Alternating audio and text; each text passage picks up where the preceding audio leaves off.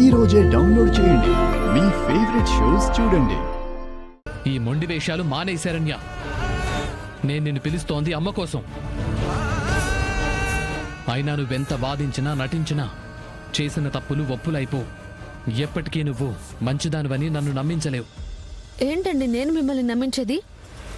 నా గురించి తప్పుగా ఊహించుకుని లేనిపోని అబాండాలు వేసింది మీరు. ఆ నిందలని నిజాలని నేనెందుకు ఒప్పుకోవాలి? నా ప్రాణం పోయినా ఒప్పుకోను.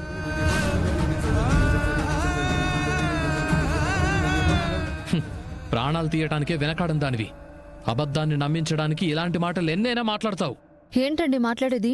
నా మీద ఇప్పటి వరకు వేసిన నిందలు సరిపోవన్నట్టు ప్రాణం తీయడానికైనా వెనకాడను అని మరొక నిందని నాకు అంటగడుతున్నారా? మరోటేంటి?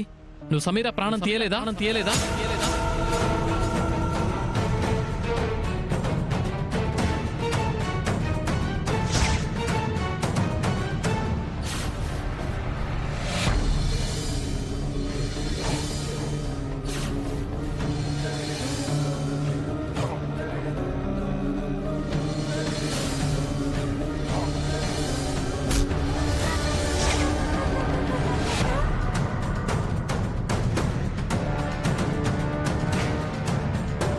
ఈ వీడియో నిజం కాదా?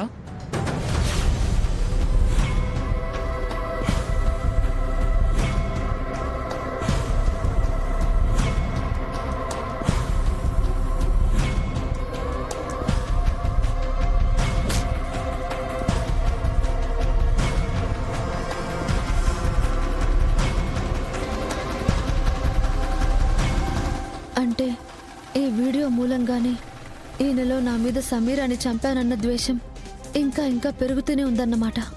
ఈయనలో ఎవరో కావాలని ఈ అబద్ధాన్ని మరింత నిజం చేసేలాగా చూపిస్తూ వస్తున్నారు. అర్థమైంది. కారణం తెలిసింది. ఇప్పటి నుంచి ఏం చేయాలో చేస్తాను. నా కాపురాన్ని నిలబెట్టుకోవడం ఒక్కటే కాదు, ఆ చెక్క విషయాన్ని కూడా తేల్చుకోవాలి. ఈయన మనసులో నా మీద పడిన నిందని తుడిచేయాలి.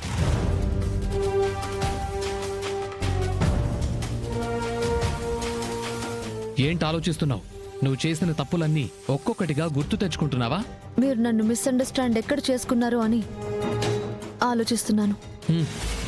నీ ఆలోచనతో నాకు అనవసరం. అమ్మ కోసం నిన్ను పిలుస్తున్నాను. మర్యాదగా ఇంటికి రా.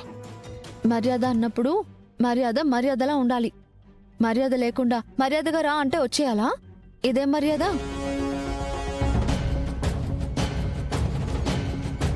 అంటే నీ కాళ్ళు పట్టుకుని రమ్మని బ్రతిమలాడాలా? అక్కర్లేదు. మీరు నా భర్త. మీ మర్యాదని నేను పాడు చేయను. అంతకు మించి నేను అత్తయ్య గారి కోసం ఆవిడ్ని బాధ పెట్టకూడదన్న ఒకే ఒక్క కారణంతో ఆ ఇంటికి రావడానికి ఒప్పుకుంటున్నాను. అంతేకాదు, నా మీద పడ్డ నింద అబద్ధమని మీ ముందు నిరూపించడమే ఇకపై నా ముందున్న లక్ష్యం. నువ్వెంత నిరూపించాలని ట్రై చేసినా అబద్ధం నిజమైపోదు. నువ్వు చేసిన తప్పులన్నీ మంచివైపో.